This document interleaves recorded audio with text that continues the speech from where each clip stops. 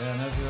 네, 2023년 10월 22일 금요일입니다. 오프닝벨 라이브 시작하겠습니다. 저는 염승환 이사고요. 제 옆에는 김종희 의원님 나오셨습니다. 안녕하세요. 네, 안녕하십니까. 네, 바로 좀 시작을 해보겠습니다. 방금 이제 주식시장 출발했고 굉장히 좋은 출발을 해줬습니다. 지금 다시 2600선 넘어서 2620까지 진격을 했고요. 0.79% 큰 폭의 상승세 기록을 하고 있습니다. 오늘 상승이 526개로 한 2배 가까이 많고 코스닥 역시 뭐 좋은 분위기입니다. 오늘 864포인트 0.61% 올랐고요. 891개 기업들이 좀 오르고 있는데 오늘 뭐 마이크론의 뭐 어마어마한 주가 상승으로 일단 삼성전자 하이닉스가 1%, 뭐 물론 이제 마이크론 오른 거에 비하면 좀 아쉽다고 생각하실 수도 있어요. 네. 1%밖에 못 오르냐 이럴 수 있지만 어쨌든 계속 지금 신고가, 삼성전자 하이닉스가 52주 신고가를 경신을 하면서 위로 좀 질주를 하고 있고, 기아도 요즘에 힘을 내고 있습니다. 오늘도 한 1% 정도 오르고 있고, 보니까 뭐 2차 전지도 출발 괜찮은 것 같아요. 지금 네, 보니까. 예, 그렇습니다. 대형주도. 그래서 한국을 이끄는 이제 대표 뭐 자동차, 반도체, 2차 전지가 모두 다 상승한 흐름인데 오늘 또 출발상 한번 봐주시면 좋겠습니다. 네, 뭐 선물시장 기준으로는 지금 고점을 넘어서고 있는 상황이거든요. 그래서 일단 우리 시장의 출발 모습도 유가증권 시장도 시간이 갈수록 조금 상승폭이 확대되고 있는 모습이고, 오늘은 어제와 지금 일단 그 지도 자체가 조금 다르죠. 어제는 뭐 대부분 소폭 하락하면서 파란색이 주류를 이뤘다면 오늘은 유가증권 시장도 전체적으로 강보합권 이상의 흐름을 나타내고 있습니다. 전기전자 업종에서는 솔루스 첨단 소재가 급등하는 모습이 현재 지금 나타나고 있고요. 기계업종에서 대동이 어저께 또 뉴스 하나 나오면서 급등했는데 오늘도 추가적인 상승이 나오고 있고, 오히려 방어주라고 볼 수 있는 통신주, 전기가스, 유틸리티 쪽이 좀 약한 모습이고요. 에코프로머티는 하락 출발하고 있습니다. 화학업종의 등락이 좀 엇갈리면서 화장품 대표주들이 약세를 보이고 있는 반면 SK이노베이션이나 LG생활건강 같은 종목군들, S오일 같은 종목군들은 강보합권 흐름이고요. 운수장비 업종에서는 현대차와 기아가 뭐 비교적 강한 모습, 의약품 업종에서는 유한양행이 3%가량의 반등을 보이면서 오늘 비교적 강한 모습이고요. 운수창고 업종에서는 HMM이 조정을 받고 있고, 그 다음에 뭐 흥하해운도 조정이 나타나면서 최근 괜찮았던 운수창고 업종 종목군들은 해운주 중심으로 조정이고요. 대한항공도 소폭의 약세를 나타내고 있습니다. 뭐 코스닥 시장 같은 경우에도 평소와는 조금 다른 흐름인데, 평소에는 굉장히 종목들이 집중된 모습이었는데, 자, 오늘은 반도체 업종에서 가온치스의 급등, 그 다음에 엑시콘이 또 급등하고 있는 모습이고요. 이에도 종목군들 보시면 YI케이스 같은 경우에도 큰 폭의 상승세를 보이고 있고, STI 같은 종목군들의 반등도 나타나고 있습니다. 말씀해 주셨던 것처럼 에코프로비엠을 포함한 시가총액 상위 종목군들의 흐름도 괜찮은 양상이고요. 코스닥 하락 업종 중에서는 성일하이텍이 오늘 또 5%의 반등을 보이는 것도 눈에 띄는 양상입니다. 네, 오늘 일단 이제 좋은 출발, 뭐 2차 전지도 좋고 뭐 반도체도 좋은데 오늘 일단 제가 수급을 보니까 지금 아침부터 외국인 기관들이 왜 이렇게 좀 공격적으로 파나 한번 체크를 해봤더니 오늘 DS 단석이란 기업이 상장을 했거든요. 그렇죠.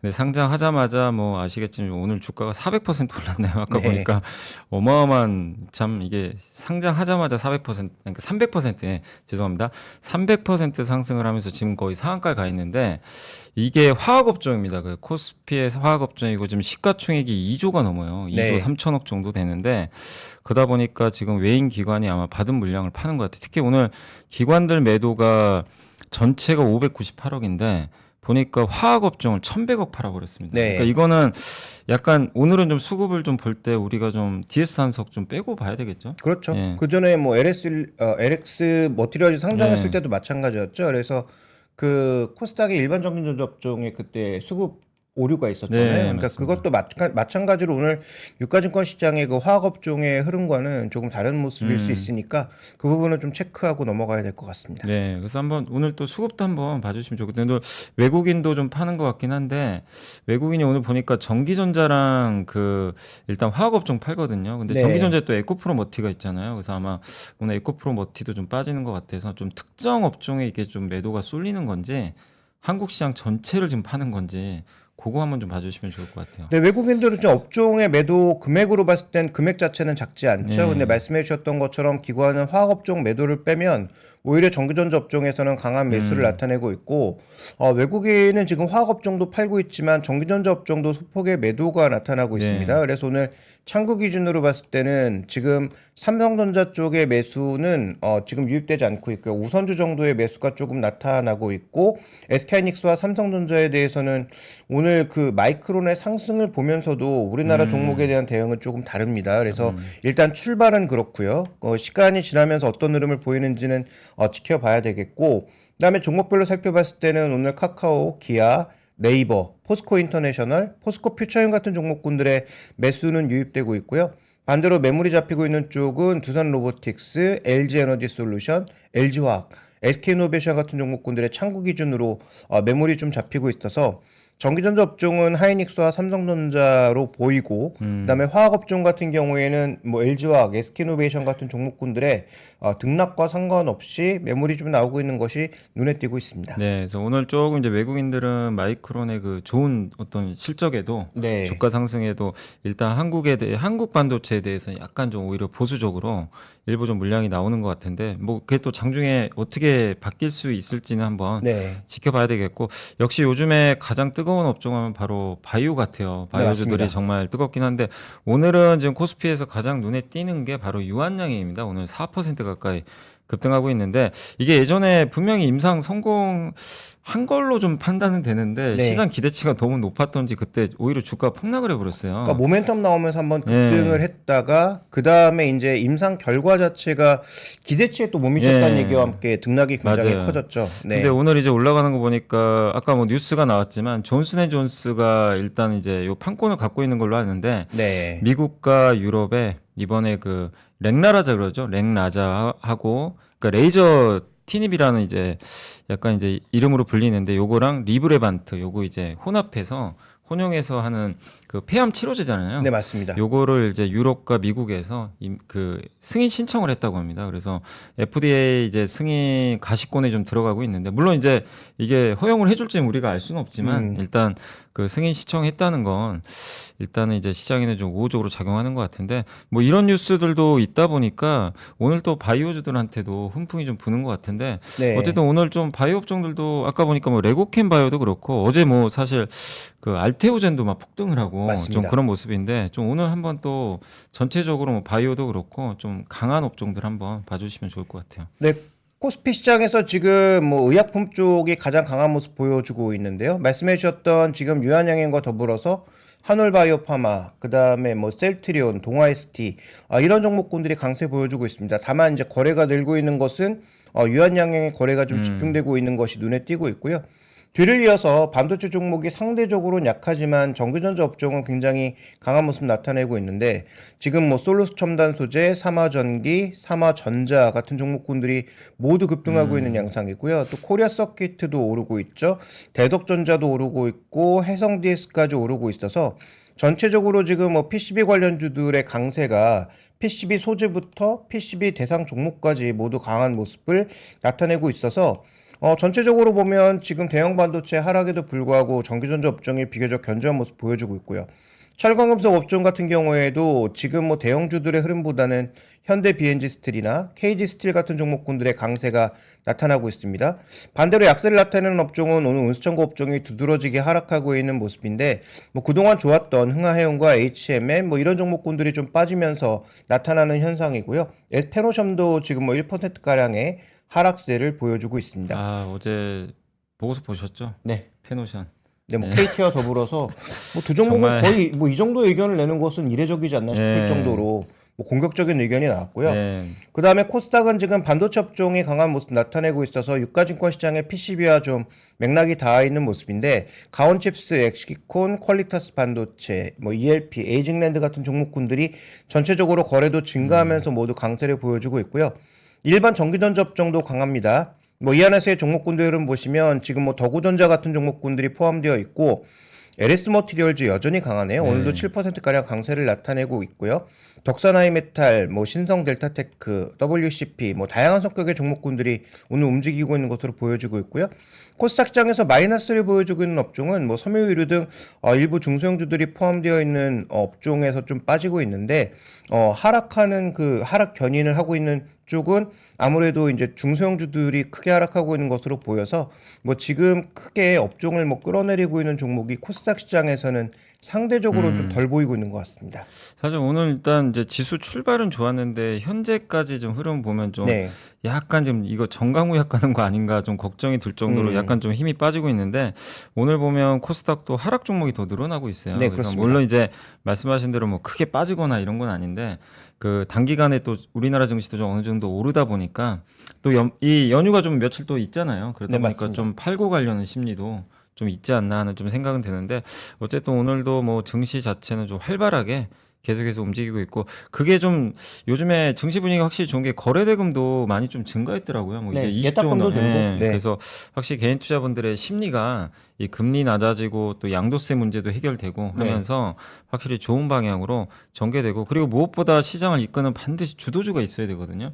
근데 그걸 이끄는 게 역시나 AI 쪽이 좀 확실히 국내 주식시장을 이제 가을부터는 명확하게 잘 이끌어가고 있기 때문에 그런 쪽에 대한 관심들이 늘어나면서 시장은 굉장히 좀 견조하게 움직임이 좀 나오고 있습니다. 다만 이제 요즘에 좀 아쉬운 게 이렇게 주가들이 올라오다 보니까 또 주주분들 중에 불만이 뭐냐면 유상자하는 기업들이 좀 많아요. 그렇죠. 뭐 그러니까 네. 뭐 페노션도 뭐 말씀 안 드려도 아시겠지만 일부 기업들이 물론 이제 회사가 뭐 돈이 없어서 성장을 위해서 투자하는 거는 주주들이 좀 이해를 합니다. 네. 예, 그게 뭐 은행이 빌릴 수도 있지만 뭐 채권 발행할 수도 있겠지만 그 과실을 어떻게 보면 그것 때문에 성장을 한다면 주주분들로 이해가 되는 게 또 싸게 또 매입을 할 수가 있거든요. 네. 주주들한테. 근데 이제 그게 아니라 제일 싫어하는 게 그거거든요. 뭐 빚을 갚는다거나 뭐 다른 데 쓴다거나 이런 것들은 이제 사실 주주분들이 사실 용납을 잘 안 하는 편인데 어쨌든 이제 성격은 좀 다르겠지만 다만 유상자 자체는 어쨌든 단기적으로 악재가 될 수밖에 없잖아요. 그렇죠. 이유가 물량이 어쨌든, 썩 있으니까. 예. 네. 그래서 그런 것들이 좀 많아지고 있다는 건 조금 옥의 티가 아닌가. 그러니까 연말 증시 전체적인 분위기는 좋은데 유상자가 요즘에 뭐 한두 개 기업이 아니라 좀 많이 나오는 것 같아서 그 점은 조금 우려가 되는 그런 좀 상황인 것 같습니다.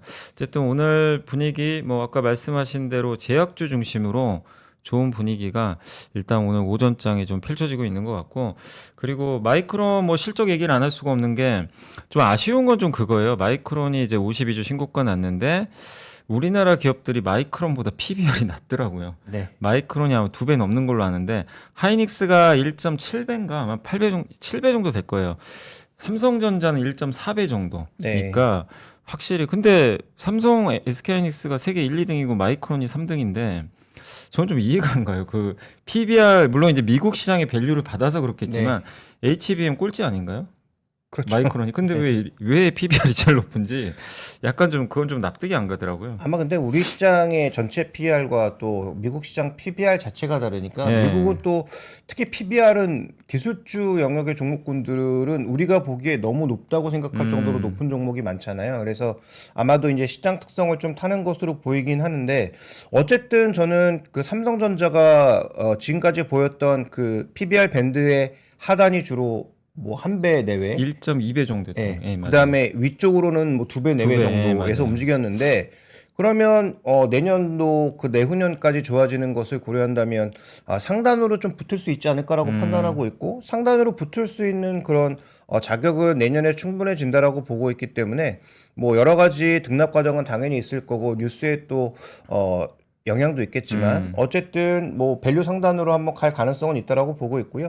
그다음에 삼성전자 같은 경우에 최근에 계속 여러 가지 얘기들이 나오고 있잖아요. 네. 엔비디아 얘기도 벌써 몇 번이나 돌았다가 계속 뭔가 좀 확인이 안 되고 있는 모습이고 비메모리 쪽도 뭐 한다 안 한다 얘기가 계속 오가고 있고 그다음에 오늘 뭐 또 약간 확정적으로 나왔던 뉴스는 네이버와 삼성전자가 연합해서 그 칩 만드는 것에 맞아요. 대한 어떤 여러 가지 얘기들도 흘러나오고 있기 때문에 이런 성과들의 확인만 좀 해준다면 뭐 삼성전자는 뭐 충분히 더 오를 자리가 있다라고 보고 있고 문제는 이제 SK하이닉스가 과연 HBM의 선두주자로서 기존에 이제 여기도 밴드가 비슷했는데 그 밴드를 넘어서 더 올라갈 수 있느냐가 음. 제가 보기엔 좀 더 중요할 것 같습니다. 예. 근데 마이크론이 2배 갔으면 우리도 2배 가야 되는 거 아닌가 하는 게 좀 상식적인 네, 생각인데 가겠죠. 예, 네. 좀 아쉽긴 한데 근데 만약에 삼성전자가 정말 PBR 밴드 상단이면 저 96층에 물려 계신 분들도 기다리면 아마 행복한 그 또 매도를 할 수 있는 기회가 올 수도 있을 것 같은데 다만 아직까지는 뭐 그건 우리가 좀 바라는 바지만 현재까지 삼성전자 하이닉스는 그렇게까지 좀 탄력은 강하진 않은 것 같고 그리고 어제도 저희가 좀 잠깐 말씀드렸지만 어제 현대오토에버 뭐 네. 알테오젠 포스코 DX 이런 기업들의 주가가 사실 뭐 뚜렷한 제가 호재를 못 찾았거든요. 네. 근데 보니까 요즘에 뭐 페나케라는 단어가 좀 유명하잖아요. 그 패시브가 낳은 괴물이다. 그래서 아마 이들 기업 중에 일부가 MSCI 또 코리아 지수에 내년 2월에 편입되는 거 아니냐 이런 기대감이 붙다 보니까 시가총액이 이제 근접을 하다 보니까 그래서 최근에 그 상단에 매물이 없는 신고가 종목을 중심으로 해서 예. 계속 뭔가 덩치 키우기가 나타나고 있는 것이 아닌가. 예. 그래서 덩치 키워놓으면 말씀해 주셨다시피 패시브가 들어올 가능성이 들어오죠. 높으니까 예. 그래서 그렇게 뭔가 시세를 만드는 것까지는 잘 모르겠는데 나중에 그게 뭐 실적 나오고는 할 때 악영향을 줄 수도 있어서 맞아요. 패시브는 말 그대로 기계적으로 움직이는 거잖아요. 시총 빠지면 그냥 또 같이 내려갈 수밖에 없는 부분이 있어서 거기에 대한 트레이딩은 분명히 트레이딩 영역에서 명확하게 좀 보셔야 되지 않느냐. 그 다음에 펀더멘탈과 상관없이 그 수급적인 요인으로 트레이딩 영역에서 크게 움직인다라고 하는 것은 또 어떻게 해야 될 것인지 각자의 어떤 판단 근거를 좀 명확하게 가져가야 될 것 같아요. 맞아요. 그러니까 이거를 왜 좀 투자하실 때 좀 유념하셔야 되냐면 내가 이 기업을 갖고 있는데 그냥 평소대로 뭐 1, 2% 내외 정도 움직이는 거야. 뭐 그럴 수 있어요. 또 지수 네, 때문에 그렇죠. 그래서 근데 네. 그게 아니라 어느 날 갑자기 하루에 막 8%, 10%, 심지어 20% 오르면 이게 뭐가 이유는 있거든요, 분명히. 그렇죠. 근데 네. 그 이유가 회사의 펀더멘털이 뭐 좋아지거나 망가진 거나 해서 하면 거기에 맞게 액션을 취하시면 또 되긴 하는데 뭐 좋아지는 쪽이면 더 사도 되겠죠, 사실은. 그럼요. 근데 이제 네. 그게 아니라 단지 뭐 진짜 수급만으로 갔다.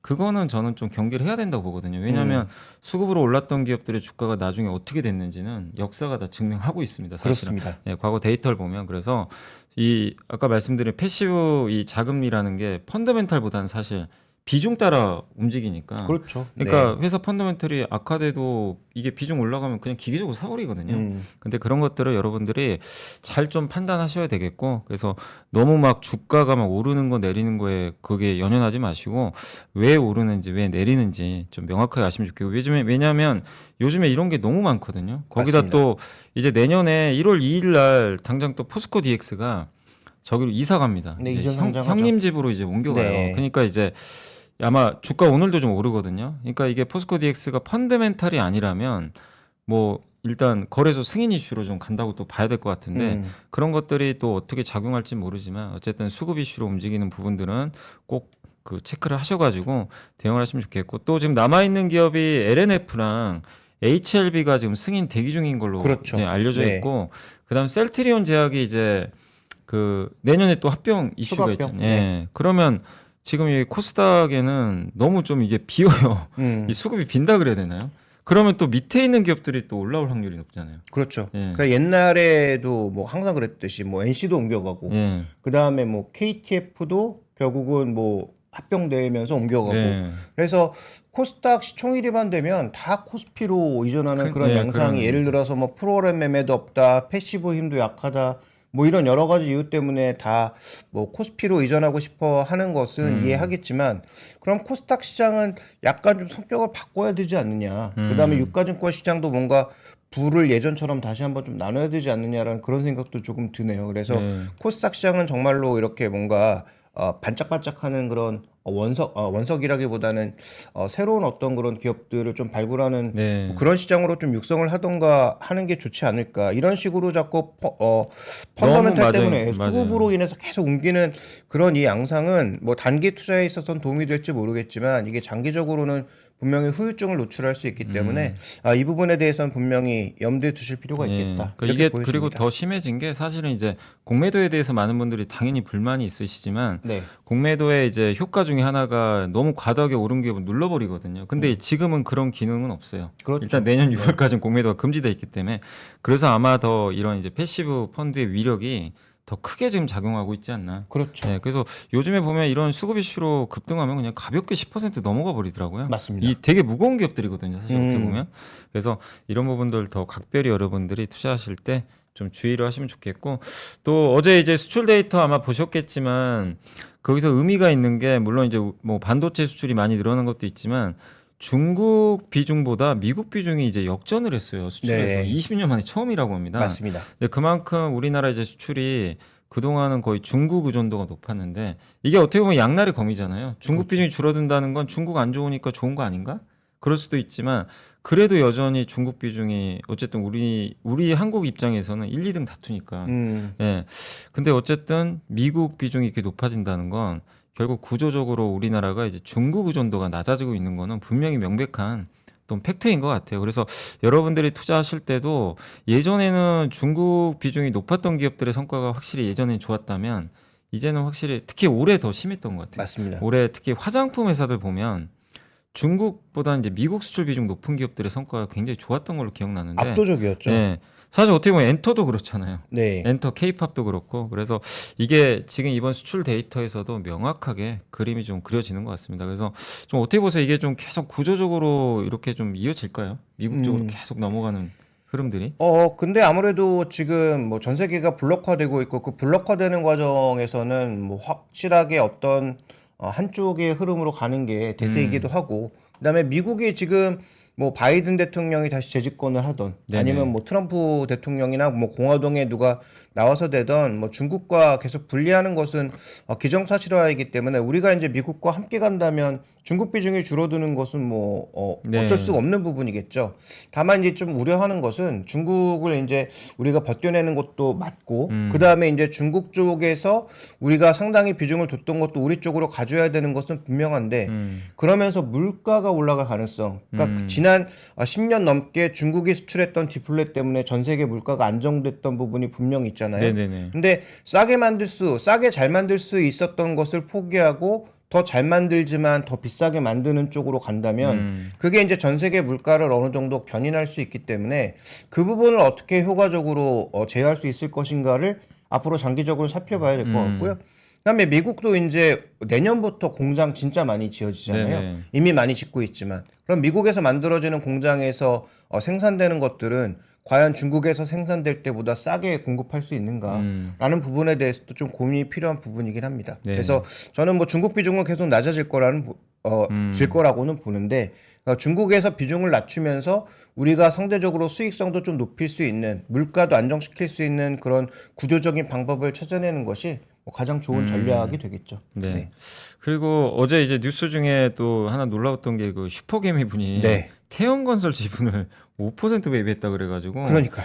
그러니까 사실 지금 되게 지금 태형건설에 대한 시각이 지금 상당히 안 좋잖아요. 지금 그렇습니다. 유동성 위기다 그러는데 이분이 또 한번 기사 읽어보니까 되게 또 예전에도 이런 스타일로 돈을 많이 버시긴 하셨더라고요. 근데 물론 이게 뭐 이분이 샀으니까 이제 태형건설 좋아집니다. 이 얘기는 절대 아니고 그건 알 수는 없는 거고 다만 이제 어쨌든 오늘 태형건설 주가에는 아마 이게 좀 호재로 좀 작용을 한 것 같은데 그렇죠. 좀 지금 분위기는 좀 어떤가요? 네, 어쨌든. 지금 일단 뭐 거래도 좀 증가하고 있고 예. 정말 오랜만에 강세를 나타내고 있는데 지금 태양건설이 저도 뭐 주가 빠지는 건 알았지만 시총이 이렇게까지 줄어들었는지는 몰랐네요. 지금 1,100억 정도의 수준인데 만약에 5% 정도 확보하셨다면 그러면 한 50억 내외잖아요. 예. 그러니까 이 슈퍼개미 분의 자산이 얼마인지는 모르겠지만 50억의 베팅이 정말로 풀 베팅인가를 한번 고민해 볼 필요는 있을 것 같고 그 다음에 뭐 지금 정부가 적어도 4월 뭐 선거 이전까지 PF 시장의 뭐 악화 이런 것들은 막으려고 최대한 애를 쓰겠죠. 그럴 가능성이 그래서 좀 있죠. 예, 그런 부분에 있어서 뭐 단기적으로 뭔가 나오지 않을 것으로 보여지는데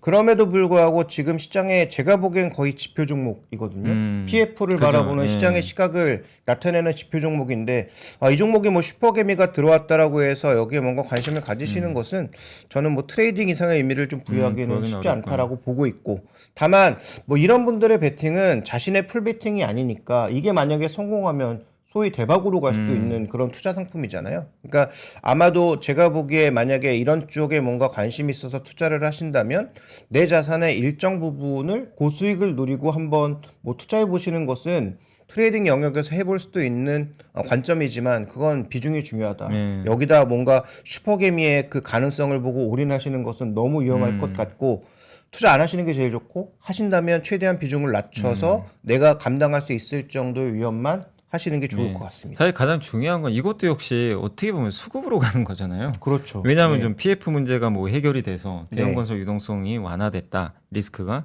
그래서 올라가는 거하고 단지 슈퍼개미가 사서 올라가는 이거는 정말 엄청난 차이가 있기 때문에 단지 그냥 슈퍼개미가 샀다는 이유만으로 투자를 하는 거는 주의를 좀 해야 되지 않나 이렇게 보여지고 다만 이제 그 주주분들의 투자 심리는 좋아지겠죠. 그러니까 심리 그렇죠. 자체는 그래도 나름 유명한 슈퍼개미가 샀으니까 뭐 리스크는 좀 없는 거 아닌가 이렇게 또 생각할 수도 있기 때문에 그런 면에서의 심리는 좋겠지만 어쨌든 신규 투자하실 때는 좀 펀더멘털적인 부분도 좀 체크를 하셔서 보실 필요는 좀 있는 것 같습니다. 그러니까 이게 이제 주가 차원과 그다음에 회사의 펀더멘탈 차원은 다르잖아요. 이렇게 수급이 들어와서 주가는 뭐 아까도 말씀드렸다시피 수급 상황으로만으로도 올라갈 수는 있는데 다만 지금 뭐 태형건설 예를 들어서 조달금리가 뭐 떨어진다든지 아니면 뭐 태형건설 같은 회사들을 지원하는 정부의 뭐 법안 같은 게 강한 게 나온다면 모르되 그게 아니라면 뭐 말씀드렸던 것처럼 뭐 리스크 관리를 좀 우선해야 되지 않느냐 이렇게 네. 봐야 될 것 같습니다.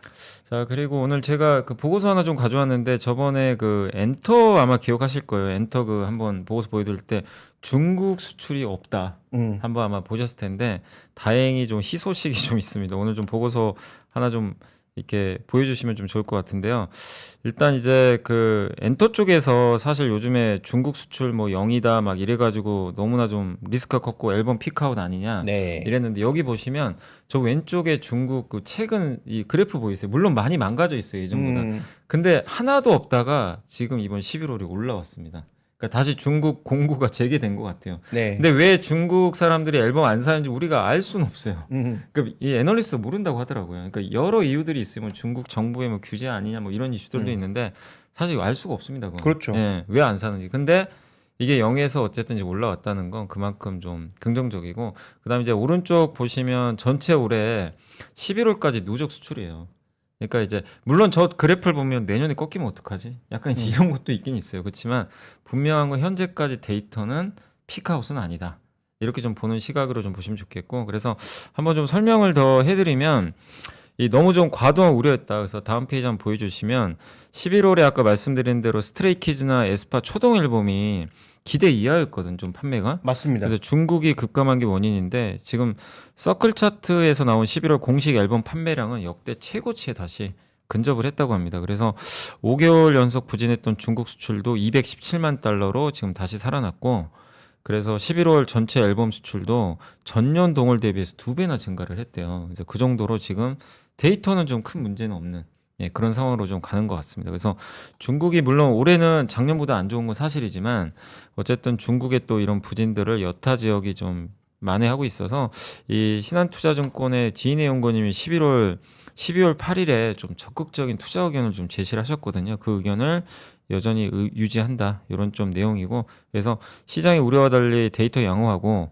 또 1월부터 또 본격적인 신인 그룹들이나 그 JYP 엔터의 그 미국 걸그룹 있잖아요. V차인가요? 네네. 이제 그분들이 아마 1월에 공식 데뷔하는 걸로 좀 알려져 있더라고요. 그래서 본격적으로 또 이런 신인들이 또 데뷔를 하게 되니까 그런 면에서 이제 너무 피크아웃 쪽보다는 한번 좀 엔터주들에 대한 이런 데이터를 보자는 그런 의견인 것 같으니까 한번 참고하시면 좋겠고 근데 다만 시장은 항상 이제 의심하는 거죠.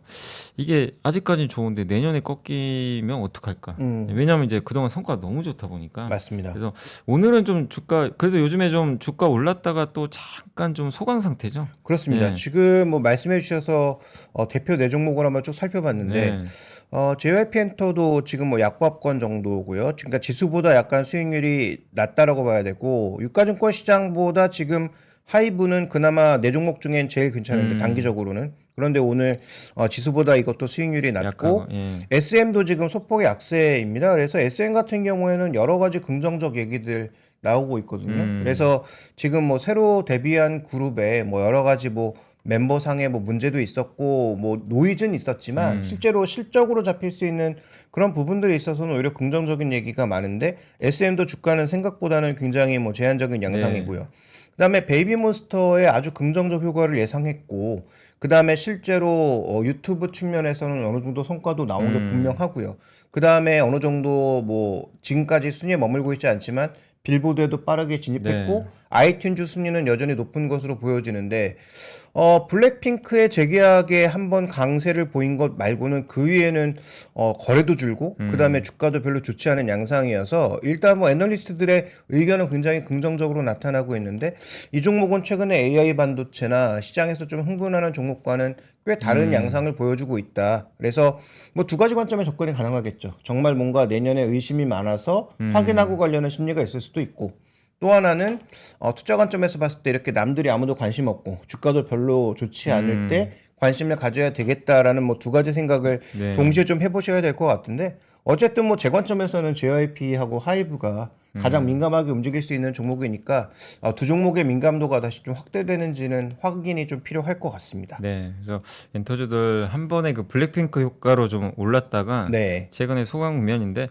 아마 또 그런 것도 있겠죠. 뭐 엔터 말고도 더 좋은 게 좀 많이 보이다 보니까. 최근에 뭐 네. 강세 종목이 워낙 네. 다르니까요. 그러니까 굳이 네. 뭐 엔터 나중에 하자, 약간 이런 네. 심리도 좀 있는 것 같아요. 그러나 중요한 건 항상 여기서 체크할 건 이제 펀더멘털이 어떻게 바뀌고 있는지 그 부분이니까, 그런 것들은 계속 저희가 또 이런 애널리스트 보고서들이 나오면 소개를 해드리도록 하겠고, 이제 거의 마지막으로 오늘 이제 미국 증시에서 물론 마이크론의 주가 폭등이 있었지만 좀 아쉬운 기업이 나이키예요. 맞습니다. 시간의 거래에서 지금 10% 폭락을 하고 있는데, 그러니까 어저께 네. 실적을 발표했던 그